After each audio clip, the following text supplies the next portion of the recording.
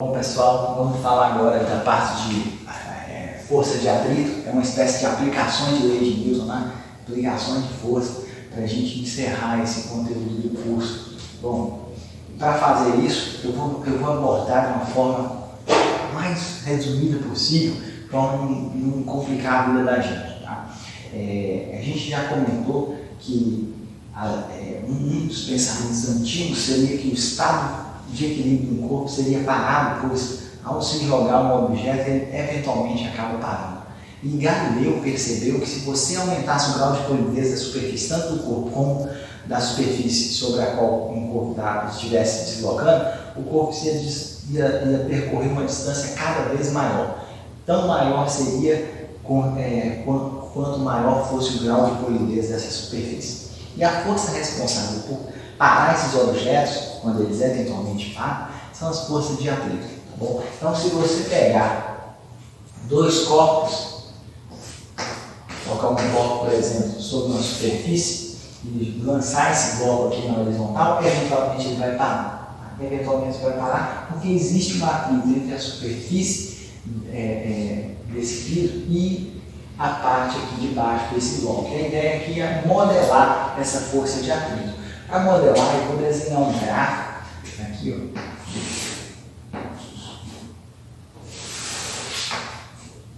Aqui.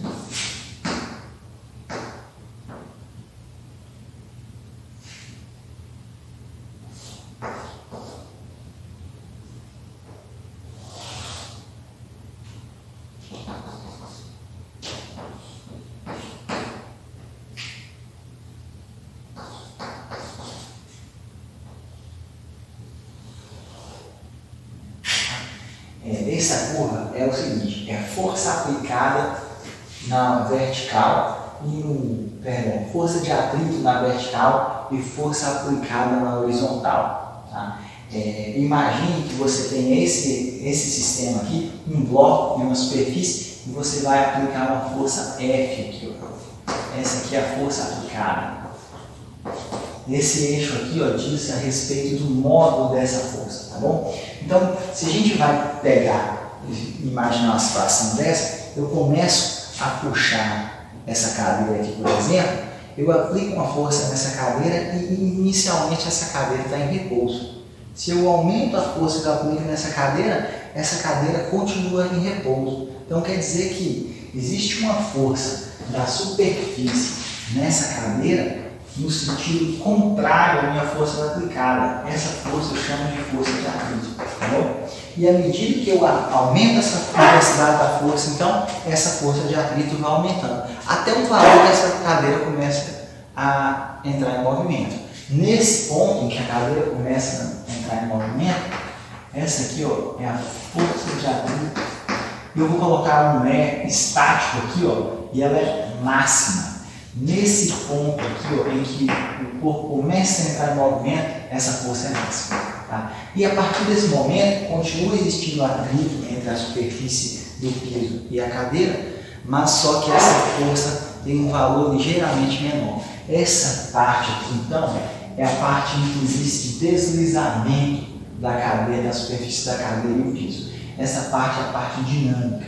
Então, esse ponto aqui, ó, esse ponto aqui é onde essa força de atrito, que a gente chama de estático, porque não existe movimento relativo entre a superfície do piso e a cadeira, esse ponto aqui, ó, é o ponto em que a força de atrito assume o seu maior valor.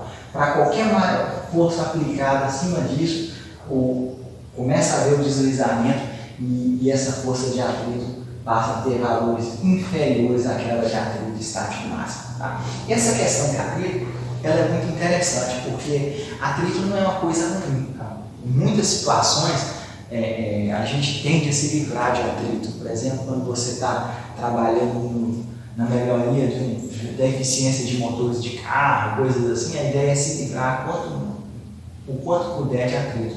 Mas se a gente for olhar em termos de situações físicas do dia a dia, atrito é muito importante. Não existiria transporte se não fosse atrito.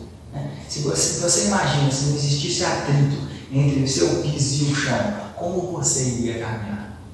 Você não ia sair do lugar. A gente sai do lugar por quê? Porque a gente empurra o piso num sentido e o piso empurra a gente no outro. Então, é por causa da força de atrito que os meios de transporte existem. Tá? Tocando nesse assunto, vale a pena a gente reforçar que a gente tem uma ideia de que atrito também é sempre contrário ao movimento. E não é. Nesse exemplo que eu acabei de dar, do simples fato de caminhar, a força de atrito está na mesma direção e sentido do meu movimento. Se não, força resultante de massa vezes aceleração, segunda lei de Newton. Né? Se eu estou acelerado nessa direção e sentido, força de atrito tem que estar na mesma direção e sentido, tá? Contrário do que a gente pensa, tá bom? Bom, então esse aqui seria uma curva só para descrever a primeira forma com que a gente vai entender essa questão do atrito. Tá? Com relação à origem de força de atrito, existem algumas discussões, mas a gente vê a força de atrito como origem eletromagnética. Imagine você que a gente sabe que partículas de mesma carga, elas se repelem, partículas de cargas contrárias, elas se atraem. E a gente sabe que a estrutura atômica aceita atualmente é um núcleo maciço, a dimensão do núcleo da ordem de um ferro, a dimensão da eletrosfera como um todo da ordem de um Angstrom. Então, quando você pensar no material composto por átomos dessa forma, então na superfície do material, primeiro você tem camada eletrônica para depois, mais internamente, as partes nucleares. Se você tenta tocar um objeto, então, a distribuição eletrônica da sua mão é a primeira parte que toca a superfície do material, também a distribuição eletrônica. Então acaba tendo uma repulsão ali entre esses dois corpos, sua mão e uma superfície qualquer. Então no toque de fato, se você fosse ver em nível filosófico, nem existiria. Acontece ali uma interação eletromagnética, uma elétrica, para falar a verdade. Então a gente vê a força de atrito como origem elétrica, tá bom? Essa seria a origem. E a gente vai propor agora um modelo simples para a descrição dessa força. Tá? E depois a gente faz um exemplo mostrando como seria a aplicação desse modelo. Então a gente imagina três situações. As situações são de não movimento entre superfícies, então a gente tem atrito estático. Tá bom? A gente tem uma situação em que as superfícies estão deslizando uma sobre a outra. A gente chama isso de atrito cinético de movimento, deslizamento. E tem outra situação em que você pensa em pneus, né? Movimentos girando sobre uma superfície, corpos girando sobre uma superfície. A gente chama isso de atrito de rolamento. Tá bom? Então, basicamente, o que a gente vai modelar é essa aqui, ó, é a força de atrito. E a gente vai pensar em termos do módulo da força de atrito. Mais adiante vai ficar claro isso, não em termos de vetor. A gente vai descrever sempre essa força de atrito como um coeficiente de atrito vezes a reação normal de um corpo sobre o outro. Tá? Isso aqui é a reação normal do corpo sobre o outro. No exemplo também vai ficar claro, a gente já fez, a gente já lidou, já tratou disso aqui quando a gente falou da segunda lei de Newton, mas vai ficar claro mais adiante no exemplo. Então esse daqui vai ser o modelo para lidar, para tratar com força de atrito. Então o que vai mudar de uma situação para outra é esse coeficiente de atrito. Se você tiver um corpo sobre o outro e não tiver movimento, por exemplo, a força aplicada aqui for um valor inferior àquele associado a esse ponto, a força de atrito estático máxima, de pontos desse valor para trás, a gente está na região de atrito estático. Então, não tem movimento entre essa superfície desse bloco e a superfície do piso. Nesse caso, o bloco está parado com relação ao piso. Eu estou tentando puxar aqui, produzir um movimento, mas ele continua parado. Nessa situação, eu estou lidando com a situação estática. Então, esse Mi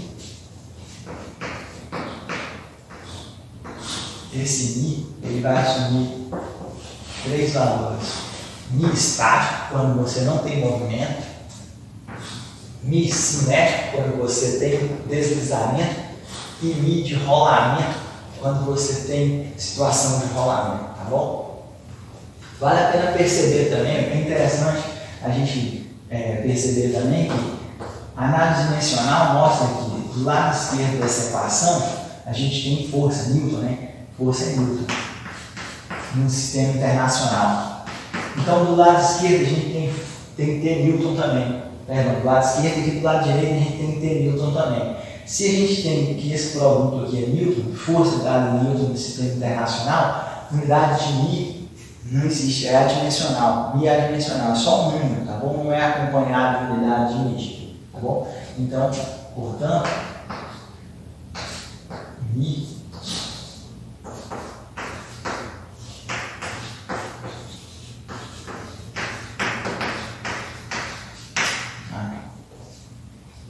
bom, então no nosso modelo a gente tem Mi estático, parado, não tem movimento relativo de superfície, Mi cinético e Mi de rolamento. Em termos de ordem de grandeza, Mi estático sobre Mi cinético é da ordem de 10 vezes. Então o coeficiente de atrito estático é da ordem de 10 vezes maior, é a ordem de grandeza só do que aquele cinético. E Mi cinético dividido por Mi de rolamento é da ordem também de 10 vezes, tá bom? Essa é a ordem de grandeza desses coeficientes aí. Então, se você pegar Mi estático em relação ao Mi de rolamento, é da ordem de 10 ao quadrado, tá? Só em termos de ordem de grandeza. Então, vai ser assim que a gente vai modelar a força de atrito, da forma mais simples possível, tá? Você vai pensar na força de atrito como um produto de um coeficiente de atrito vezes a interação normal que você tem ali entre a superfície de contato e o outro corpo, tá? Se uma vez achar a situação normal, uma vez você obtido a força normal, você já sabe quanto é que vale o módulo da força de atrito. O resto é aplicação. O resto, se você tem essa parte em termos de módulo, você, no diagrama de corpo líquido, já tira a parte vetorial. Então, você vai fazer isso aqui em termos vetoriais. Isso aqui tem que ser em termos de módulo, porque imagine nessa situação aqui, as forças que atuam nesse bloco, se eu pensar aqui no diagrama de corpo líquido para esse bloco, aqui eu tenho a força gravitacional, tá bom? Que é o peso nesse caso aqui, força gravitacional, atração da Terra sobre esse bloco. Aqui eu tenho a força normal na Terra nesse bloco. E se eu estou puxando para a direita aqui esse bloco, tem a força aplicada para cá. E aqui eu tenho a força de atrito para a esquerda. Nesse caso, se o bloco está parado, está em equilíbrio, então o módulo desse vetor aqui tem que ser igual ao módulo desse vetor aqui, tá bom? Vocês notem que força de atrito está a onda horizontal, é paralela à superfície, enquanto que a força normal é perpendicular à superfície. Por isso que eu estou usando essa relação aqui com módulo e não em termos vetoriais. A gente tem que tomar cuidado com isso. Vou fazer um exemplo aqui. É a forma que a gente consegue mensurar o coeficiente de atrito no laboratório de física. Tá bom? Isso serve de exemplo para a gente também. E a situação é a seguinte: a gente imagina um plano inclinado, aqui uma superfície horizontal, e aqui a gente imagina um plano inclinado e um bloco aqui nesse plano inclinado. Tá? O que a gente tem lá no laboratório, então, é uma bancada em que essa superfície aqui você pode inclinar e várias caixinhas de materiais distintos. Então você pega e coloca uma caixinha em cima dessa bancada, começa a inclinar, vai chegar um dado valor de θ, que essa caixinha começa a deslizar. Então, para esse dado valor de θ, quando você encontra esse dado valor de θ, você consegue, via as equações, não vai ver aqui, calcular quem seria o coeficiente de atrito estático dessa caixinha, tá bom? Desse material. E aí você pode mudar vários tipos de material e calcular como funciona, então, o coeficiente de atrito em termos de θ e em termos dos tipos de materiais que você está analisando. Tá? Então a ideia é essa. Eu vou pegar essa caixa e descrever para essa caixa o diagrama de corpo líquido dela. Então está aqui, ó, minha caixa, o diagrama de corpo líquido, tem aqui, ó, força de atração gravitacional aqui, ó. Força de atração gravitacional. Tem aqui, ó, esse aqui seria força de atração gravitacional. Essa aqui, ó, perpendicular à superfície, seria a força normal. Força normal está aqui, ó, perpendicular à superfície. Tá? O atrito paralelo à superfície, nesse caso, está voltado para cima, porque a tendência do bloco é escorregar, então a força de atrito é para cima. Aqui, ó.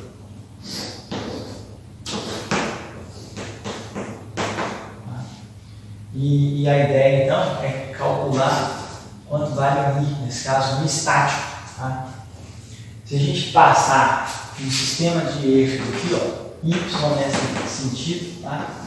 E o X paralelo aqui à força de atrito, então está aqui o nosso eixo X, e o desenho ficou horrível aqui. Está aqui, ó, o nosso eixo Y, tá bom? Esse aqui seria o nosso eixo Y.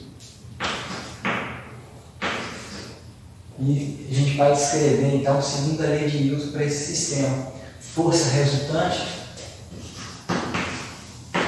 é igual a massa do corpo vezes a aceleração que o corpo sofre. Massa do corpo é a massa daquela caixinha, a gente coloca ele na balança e vê quanto vai. Tá bom? Força resultante nesse caso é igual a força normal mais força gravitacional mais força de atrito.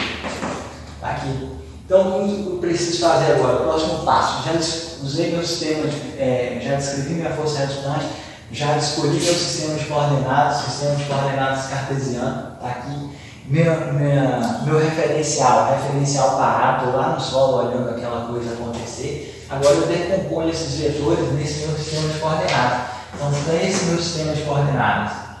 Fn, eu não sei quanto vale, mas tem modo Fn. Ele está ao longo da direção Y no sentido positivo, mais J. Está aqui, ó, minha força gravitacional. Eu não sei quanto vale, mas vale força gravitacional M.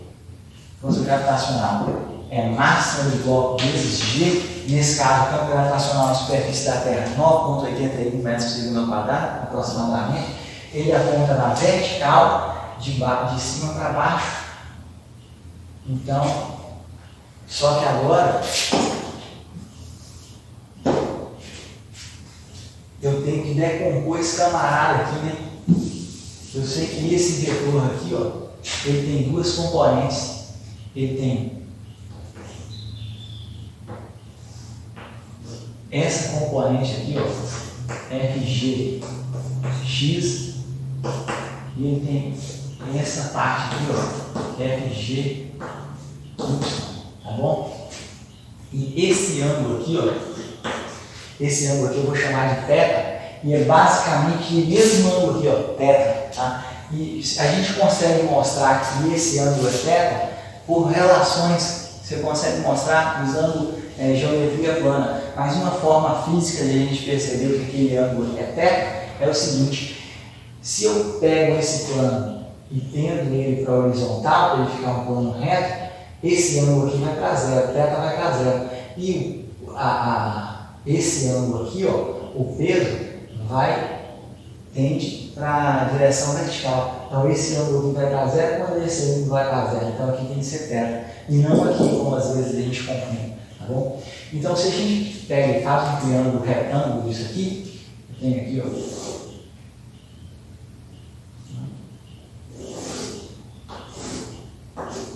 Aqui é θ, que é força gravitacional componente Y, aqui é força gravitacional componente X, tá bom? E aqui é simplesmente o peso, né? Força gravitacional do peso, em moda M vezes G, tá bom? Então, Fy é mg cosseno θ e Fx é mg seno θ.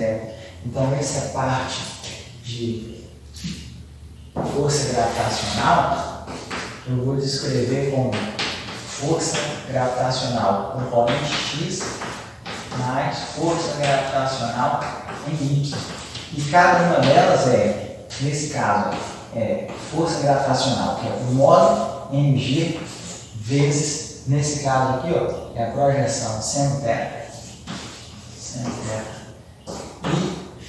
E essa parte aqui, ó, é mais mg cosseno θ essa parte aqui, ó, a projeção aqui, a parte média de só que, perdão, sentido negativo de J, essa é a força gravitacional.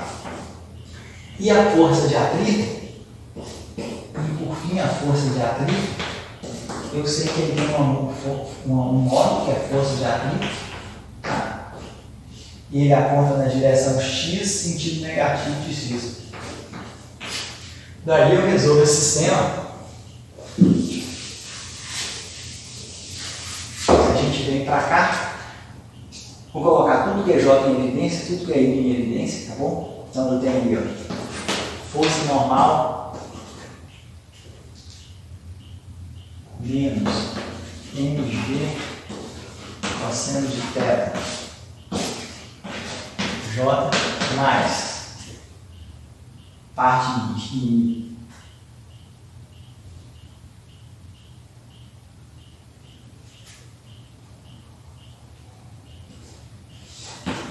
menos força de atrito mais mg seno de θ. E isso é igual a força resultante, né, que é massa vezes aceleração. Massa do meu bloco vezes a aceleração do meu bloco. Nesse caso, se a gente quer analisar a situação em que o bloco está na iminência de entrar em movimento, ou seja, eu estava levantando aquela superfície ali, na iminência do corpo entrar em movimento, eu quero saber quanto vale como é que eu equaciono naquela situação. Eu vou chamar aqui, ó, se θ. Vou definir aqui se θ é igual a esse θ crítico aqui, ó. Um θ crítico, que θ crítico é esse? É aquele na iminência do bloco entrar em movimento, então a aceleração vai ser igual a um vetor nulo, tá bom? Se isso é zero, então igualdade de vetor, né? Eu tenho um vetor do lado direito da equação que é zero, então cada componente dele é nula. Então essa aqui é zero, essa aqui é zero. Nesse caso eu tiro duas equações. Uma equação é força normal é igual a mg cosseno de θ. E a outra é força de atrito, que é essa aqui, ó, força de atrito é igual a mg seno θ.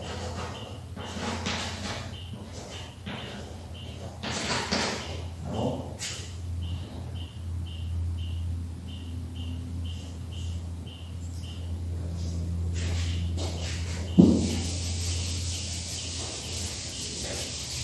Mas eu já sei que, pelo meu modelo de força de atrito é igual a força normal, coeficiente de atrito, nesse caso estático, vezes força normal. Então, se eu utilizo essa equação aqui, ó, eu tenho que coeficiente de atrito estático vezes força normal é igual a mg seno θ.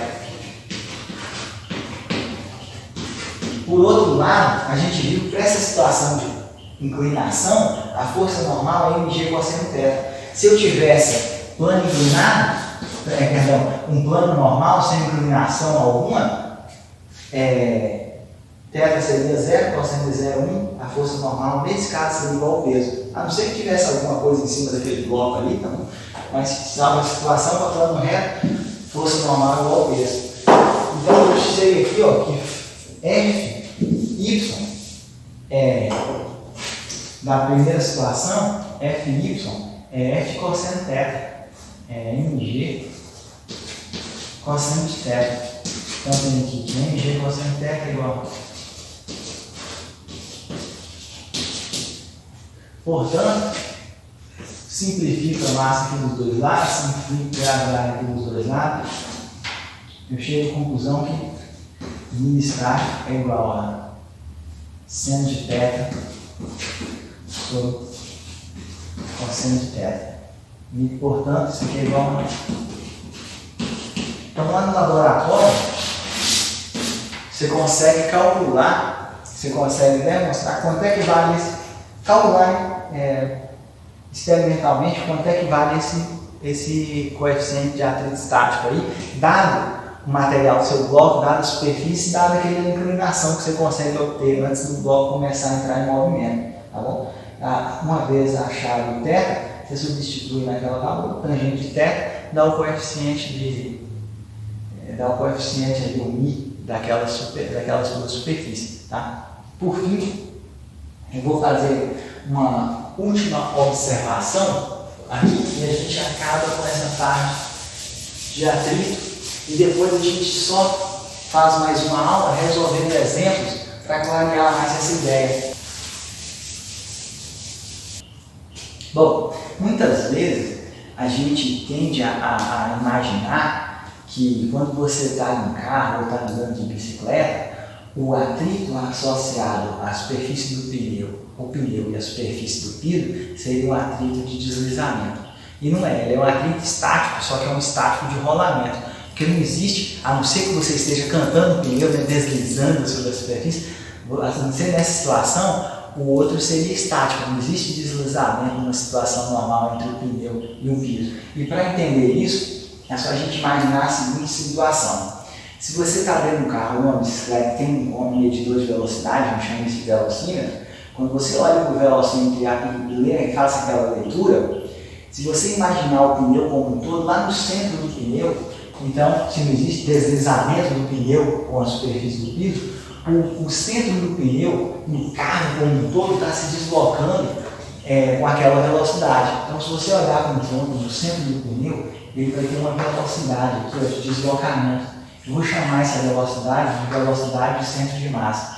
Todos os pontos do carro e todos os pontos do pneu têm essa dada, inclusive você tem essa velocidade, está todo mundo deslocando com aquela velocidade que está lá no velocímetro, tá bom? Mas, além dessa velocidade, todos os pontos na roda tem outro tipo de velocidade associada à rotação da roda em torno desse eixo aqui, tá bom? Então você consegue mostrar que a velocidade de cada ponto na roda, associada ao movimento de rotação, é a distância daquele ponto até o centro da roda. Então esse valor de R aqui, ó, vai medir a distância daquele ponto até o centro da roda, vezes ômega. Ômega é a rapidez que a roda está girando, tá bom? É a rapidez angular, é a variação angular com o tempo na roda. Mas isso aqui vocês vão ver mais adiante em cinemática, tá bom? É o quão rápido cada ângulo gira.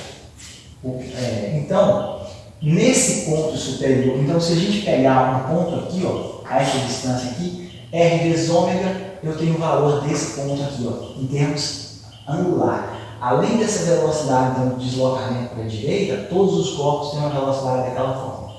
Para R igual ao raio da roda, eu estou olhando esse ponto aqui, ó. Para R igual aquele raio da roda, se R for igual ao raio da roda, então nesse ponto aqui ele está se deslocando com a mesma velocidade em modo que aquela do centro de massa para a direita. Então nesse ponto superior aqui, ó,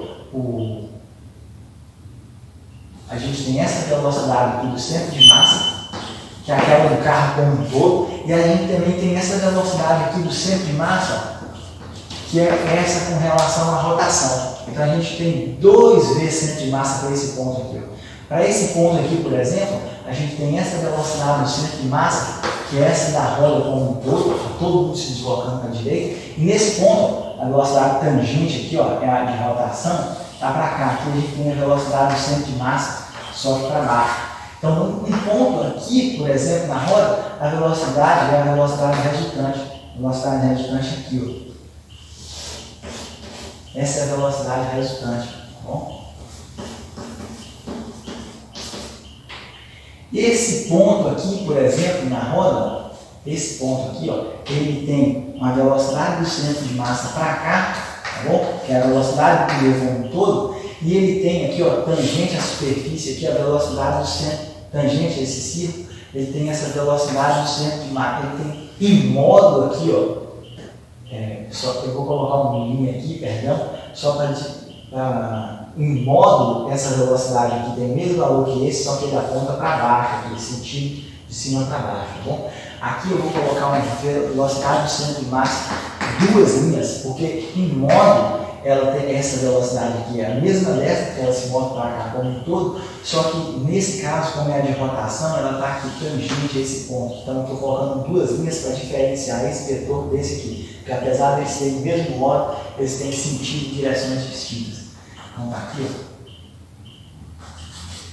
A velocidade desse ponto aqui na roda, por exemplo, está aqui, ó. Essa é a velocidade resultante daquele ponto ali na roda, tá bom? E no piso, quando em contato com o piso, esse ponto aqui tem a velocidade do centro de massa para a direita como um todo, que ela todo o corpo tem, e a de rotação, né? A roda está girando nesse sentido aqui, está para cá, que é a velocidade do centro de massa. Só que eu vou colocar só com um sinal negativo aqui, porque ela está para cá. Então a velocidade resultante é a soma dessas duas, ou seja, esse ponto aqui, ó, está parado. Tá bom? Então a gente considera o ponto de contato da roda, do pneu do carro, qualquer coisa, com o solo, como sendo de parado. Então o atrito é estático ali. Só que ele não é também, apesar de ser estático, ele é considerado estático de rolamento, porque é só um ponto ali na superfície da roda, é só um ponto ali da roda que está tocando a superfície. É claro que quando a gente diz isso é força de expressão, porque a gente sabe que a roda acaba achatando ligeiramente, tá bom? Numa situação ideal, se a roda fosse totalmente rígida, o atrito ali seria bem inferior àquele que de fato ocorre. Tá?